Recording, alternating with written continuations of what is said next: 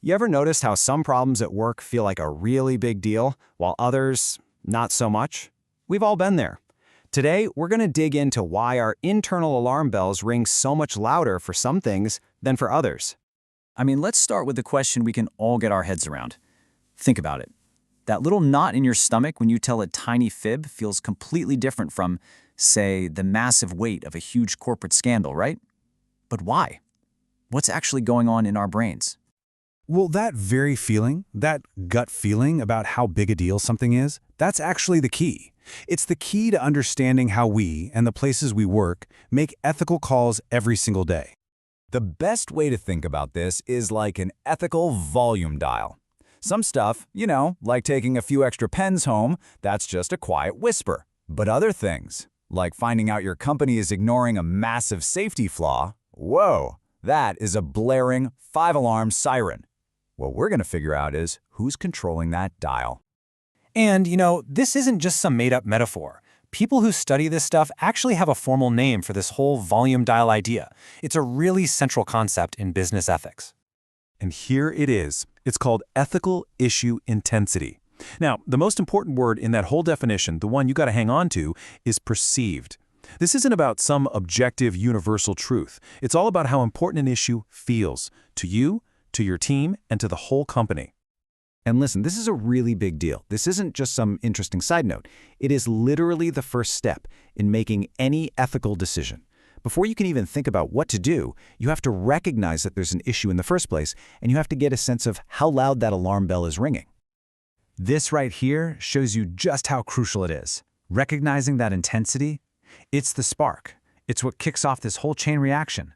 How loud that initial alarm is directly impacts your judgment, the choices you think you have, and ultimately whether you end up doing the right thing or not. So the million-dollar question is, what's turning this dial, right? What makes something a tiny whisper for one person, but a screaming siren for somebody else?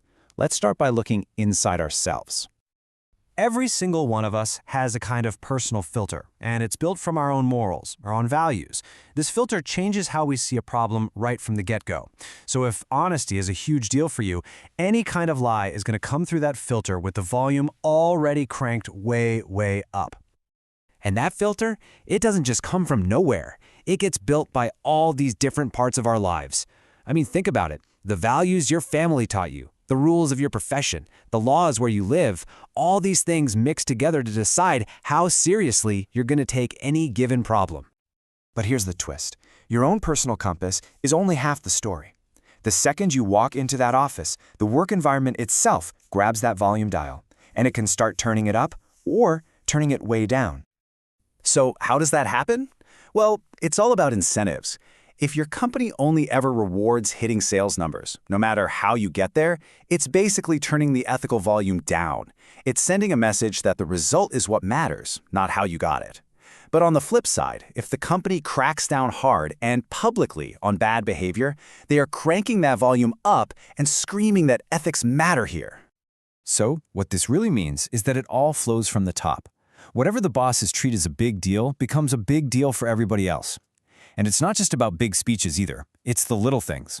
If a manager just laughs off a slightly fudged expense report, boom, the volume goes down.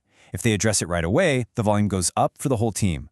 What leadership focuses on is what the company focuses on. And this isn't just a theory. It's a real strategy. Leaders can actually do this on purpose by specifically flagging certain issues. Things like customer privacy or product safety, they can intentionally make their employees more sensitive to those things.